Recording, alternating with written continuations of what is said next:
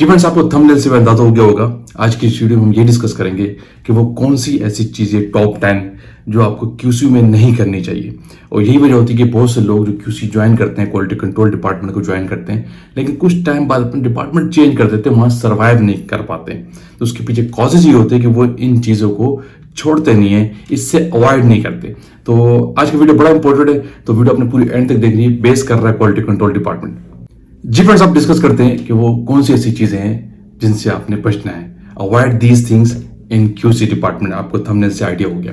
सबसे नंबर 1 चीज है, कॉमन चीज है, आप किसी भी स्टेज पे, इनिशियल स्टेज पे अगर आप आते हैं तो आपको रिपीट एनालिसिस से बचना है। इसका हाईली वेरी वर्स इंपैक्ट पड़ता है मैनेजमेंट की नजर में आपके एंड से, फिर आप साइड लाइन हो जाते हैं। अभी मैं आपको ये भी बताऊं कि आप रिपीट एनालिसिस पे जाते क्यों हैं। 2-4 आपको कॉजेज बता दूं। नंबर 1 क्या है, जब आप वेइंग ठीक तरीके से नहीं करते हैं एनालिसिस की, जब आप एक्यूरेटली सैंपल प्रिपरेशंस नहीं करते हैं, जब आप मिस हैंडलिंग करते हैं with glasswares, contaminated glassware use कर लेते हैं, मिस हैंडलिंग करते विद मोबाइल फेस या कुछ सॉल्वेंट्स प्रिपेयर कर रहे हैं, तो इस केस में आपका एनालिसिस जो है वो रिपीटिशन पे जाता है। नंबर 2 बड़ी इंपॉर्टेंट चीज है, वर्क विदाउट एसओपी। कि आपने क्यूसी के अंदर कभी भी विदाउट एसओपी काम नहीं करना, बहुत से लोग कर रहे होते हैं। ये एक वर्स और रॉन्ग प्रैक्टिस है। जीएमपी, जीएलपी, कंप्लायंस, सीजीएमपी आपको ये कहती है कि क्वालिटी कंट्रोल डिपार्टमेंट या फार्मा के अंदर की पूरी की बात कर दूं तो कोई भी एक्टिविटी आप विदाउट एसओपी नहीं करते हैं। ये गलत प्रैक्टिस है। तो आपने जब भी क्यूसी में काम करना है तो पहले आपके पास डॉक्यूमेंट हो। अगर आपकी कंपनी प्रेमिसेस में ऐसी चीजें नहीं है तो आपका राइट है, आप उसको प्रिपेयर करें या डिमांड करें टॉप मैनेजमेंट से कि ये काम एज पर दिस होना चाहिए। तो विदाउट एसओपी आपने कोई भी काम क्यूसी के अंदर नहीं करना, इससे आपने बचना है। नंबर 3 बड़ी इंपॉर्टेंट चीज है, वर्क विदाउट सेफ्टी। बहुत से लोग सेफ्टी के बगैर काम कर रहे होते हैं, गलत प्रैक्टिस है। आपने कभी भी क्यूसी के अंदर विदाउट सेफ्टी काम नहीं करना है। क्यों? ये आपकी हेल्थ के लिए भी टॉक्सिक है, दूसरा कंपनी के लिए इटसेल्फ डेंजरस हो सकता है। क्योंकि अगर आप कोई ऐसा रिस्की काम कर रहे हैं, जैसे कोई बर्नर्स यूज कर रहे हैं, ऑटोक्लेव यूज कर रहे हैं और कोई फ्लैम यूज कर रहे हैं, तो वहां पे अगर आप सेफ्टी फीचर्स को नहीं देख रहे हैं, आपके पास ग्लव्स नहीं है, सेफ्टी गोगल्स नहीं है, विनाइल की चीजें, ग्लव्स नहीं, केमिकल को हैंडल नहीं कर रहे हैं, तो ये आपके लिए टॉक्सिक तो है, आपकी हेल्थ के लिए डेंजरस तो है। आपके पास फिल्टर्स या कॉटेज मास्क नहीं है,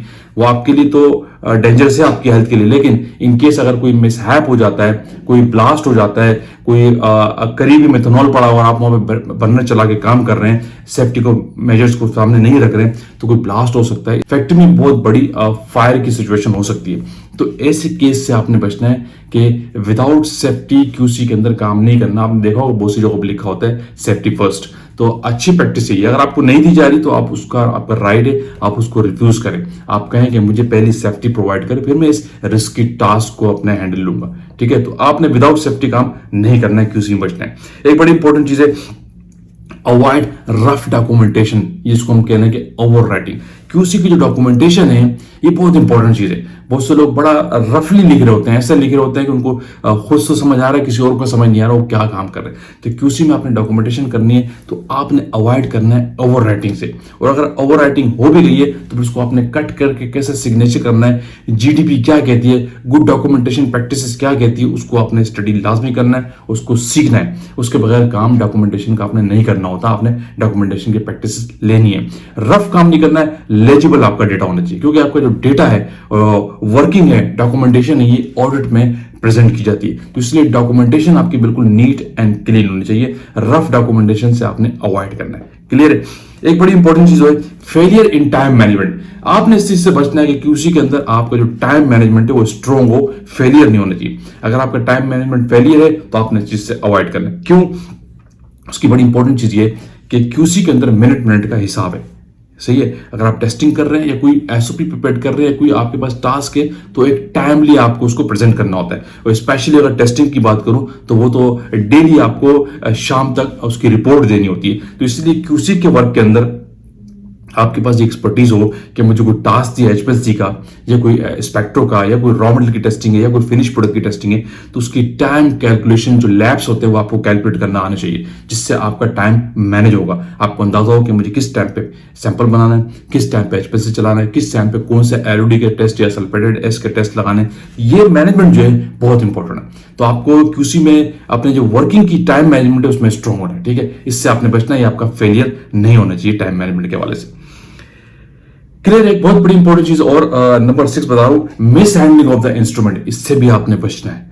कुछ एनालिस्ट ऐसे होते हैं, कुछ कैंडिडेट्स ऐसे होते हैं, कोई इंस्ट्रूमेंट को बड़ा रफली हैंडल कर रहे होते हैं, यानी in sense of cleaning, in sense of operation, in sense of washing. HPLC की प्रॉपर वॉशिंग नहीं करते, इंस्ट्रूमेंट को ऐसे ही छोड़ देते हैं, ये मिस हैंडलिंग में आता है। एचपीएलसी के जो कॉलम्स है उनको रफली डॉक्यूमेंटेशन छोड़ देंगे, लॉग बुक में एंट्री नहीं की एचपीएलसी की, स्पेक्ट्रो के किसी भी इंस्ट्रूमेंट की, मिस हैंडलिंग है। तो किसी भी इंस्ट्रूमेंट को आपने मिस हैंडलिंग नहीं करना, क्योंकि इंस्ट्रूमेंट बहुत क्रिटिकल होते हैं और सेंसिटिव होते हैं, ठीक है। और इनको जरा सा यहाँ से वहां करने से भी आपके इनके टैक्टिक्स आउट हो जाते हैं।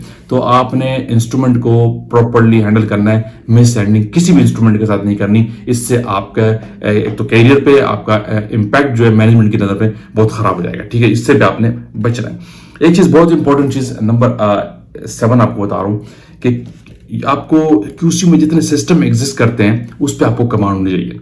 आपने अगर आपको वहां सर्वाइव करना है, ग्रो करना है, तो आपको जितने सिस्टम है उस पर आपको as soon as possible command overall होनी चाहिए। ऐसे नहीं कि आप किसी के मोहताज हो उस चीज के कि मुझे इस चीज को नहीं आता, ये सॉफ्टवेयर हैंडलिंग नहीं आती, या मुझे ये रिलीज करना नहीं आ रहा, या मुझे ये इसकी certificate of analysis through software निकालना नहीं आ रहा, या मुझे सॉफ्टवेयर के थ्रू रिलीज टेक बनाने नहीं आ रहे, या मुझे डॉक्यूमेंटेशन में कोई प्रॉब्लम आ रहा है, या मुझे सैम्पलिंग कैसे करनी है मुझे पूछना पड़ रहा है कि कैसे जाके करते हैं, या मुझे कोई एचपीएलसी चलाना है उसका सॉफ्टवेयर मुझे समझ नहीं आ रहा, शिमार्जो का समझ नहीं आ रहा, वाटर्स का समझ आ रहा है, या मुझे फ्लेम फोटोमीटर का सॉफ्टवेयर समझ नहीं आ रहा है। तो ये चीजें आपने नहीं करनी, ये आपको कमांड होनी चाहिए। और दूसरा, जो सिस्टम मेनली जो कवर कर रहे होते, यानी जो प्रोसीजर्स होते, जिस कंपनी के अंदर हर एक सिस्टम एग्जिस्ट करते, उन्हीं सिस्टम की बेस पे कंपनी चल रही होती है, उन्हीं सिस्टम की बेस पे डिपार्टमेंट चल रहा होता है। मिसाल के तौर पर सैंपल कैसे आता है, कैसे रिलीज करते हैं, ठीक है। ये सिस्टम है कि हमारे पास फिनिश प्रोडक्ट का सैंपल लाया जाता है, यहाँ पे एंट्री की जाती है, इस जगह पर रखा जाता है और इस पे उसको टेस्टिंग में प्लान किया जाता है, ये सिस्टम है, ठीक है। हमारे पास एसओपी रिलीज करने का प्रोसीजर क्या है, एक सिस्टम है कि हम एसओपी को कोई भी रिलीज करते हैं तो कैसे करते हैं, न्यू कॉलम को कैसे इशू करते हैं, एक सिस्टम है। तो इन चीजों को आपने समझना है। क्यों? उसकी वजह क्या है कि अगर आपको नहीं पता हुआ कि नया रजिस्टर कैसे इशू करते हैं, अगर रजिस्टर आपका खत्म हो गया है और नए कॉलम को आप कैसे इशू करते हैं, तो आप गलत तरीके से इशू करके काम शुरू कर देंगे और इन दी एंड पर आपको डांट होगी और आपका रिकॉर्ड खराब होगा मैनेजमेंट की नजर में, ठीक है। ये बड़ी क्रिटिकल चीजें हैं अगर आपको उस जगह में एडजस्ट करना है, सर्वाइव करना है। क्लियर। अब मैं 3 एक बड़े इंपॉर्टेंट पार्ट और बताता हूं, वो आपके अपने के लिहाज से और ओवरऑल डिपार्टमेंट से कंसर्न कर रहे होते। इसमें एक चीज बड़ी इंपॉर्टेंट चीज है, नेगेटिव बिहेवियर आपके अंदर कभी भी नहीं होना चाहिए। एटीट्यूड कभी भी आपके अंदर नेगेटिव नहीं होना चाहिए। आप कंपनी के बारे में, बॉस के बारे में, टॉप मैनेजमेंट के बारे में, फला शख्स के बारे में, फला चीज के बारे में कभी भी नेगेटिव नहीं होंगे। अगर आपने उस डिपार्टमेंट में सर्वाइव करना है, अपने कोलीग के साथ कभी भी आपने लड़ना झगड़ना भी नहीं है। ये चीज आपके नेगेटिविटी में जाती है। पॉजिटिव बिहेवियर रखना है। कोई भी चीज अगर आपके साथ गलत होती है, आप उसको थ्रू प्रॉपर चैनल उस चीज को आप सिस्टम में लेके आएंगे, ऑपरेशन में लेके आएंगे, आप कंप्लेन रेस करेंगे, लेकिन खुद से उस चीज को लेके खड़े नहीं हो जाना। आपको ये पता हो कि अगर कोई चीज गलत हो रही तो किस थ्रू सिस्टम में इस चीज को कंप्लेन एनरोल करा सकता हूं। तो ये चीजें सारी बड़ी इंपॉर्टेंट चीजें, ये आती है आपके बिहेवियर के अंदर। तो आपने इसमें नेगेटिव बिहेवियर नहीं रखना, हमेशा पॉजिटिव बिहेवियर लेके चलना है। जिन लोगों का पॉजिटिव बिहेवियर होता है वही आगे जा रहे होते हैं कंपनी के अंदर। उसकी वजह क्या है कि उनका कंपनी के साथ नेगेटिविटी नहीं होती। वीडियो का पेंट करते हैं। वीडियो आपने लाइक की तो शेयर कीजिए, कमेंट्स कीजिए। अगेन कहूंगा जो लोग चैनल पे न्यू है वो लाजमी सब्सक्राइब कीजिए ताकि ऐसी टेक्निकल वीडियोस आप तक पहुंचती रहे। Thank you for watching. Allah Hafiz.